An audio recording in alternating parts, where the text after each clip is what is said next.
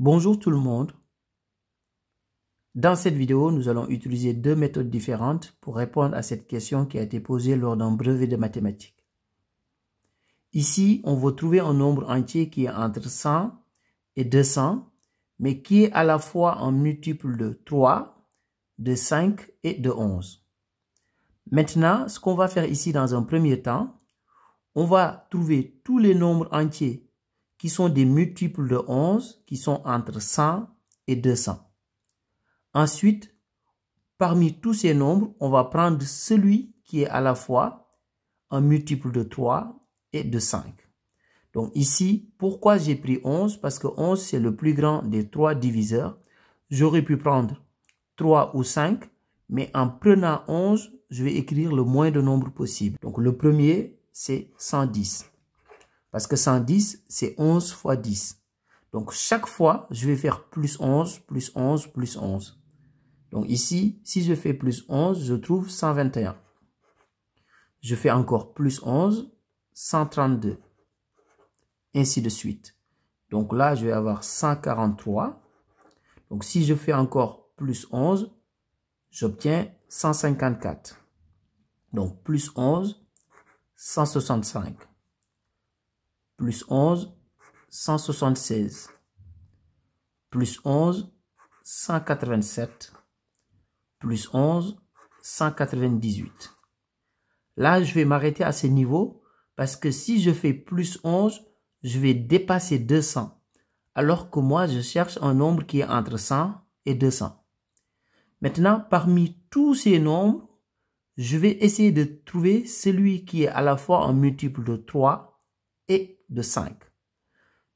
Dans cette liste-là, donc, je vais barrer tous les nombres qui ne sont pas des multiples de 5. Parce que le nombre que je veux trouver, c'est un multiple de 5. Et un nombre est un multiple de 5 s'il se termine par 0 ou 5. Dans cette liste-là, tous les nombres qui ne se terminent ni par 0 ni par 5, je vais les barrer. Donc ici, je vais garder celui-là parce qu'il se termine par 0. Par contre, il se termine par 1, donc je vais le barrer. De la même manière, celui-là aussi. Ainsi de suite. Ainsi de suite. Ah, là, ça se termine par 5, donc je le garde.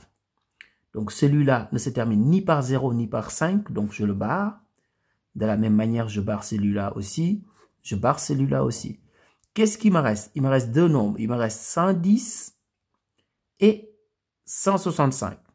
Maintenant, parmi ces deux nombres, je vais essayer de trouver celui qui est un multiple de 3. Est-ce que 110 est un multiple de 3? Non.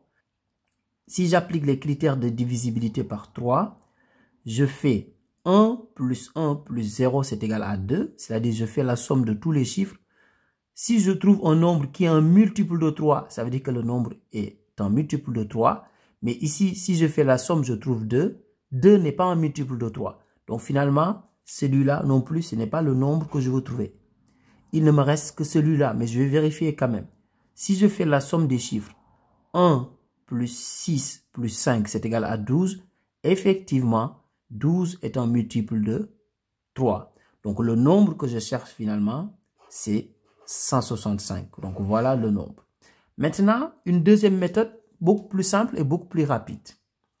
Ici, on peut remarquer que 3, 5 et 11 n'ont pas un diviseur commun à part 1. Donc, à part 1, ils n'ont pas un diviseur commun. Et comme je cherche un nombre qui est entre 100 et 200, qu'est-ce que je vais faire? Je vais tout simplement les multiplier. Je vais faire 3 fois 5 fois 11. Et si vous faites 3 fois 5 fois 11, vous trouvez 165. C'est-à-dire le nombre qu'on vient juste de trouver. Au revoir.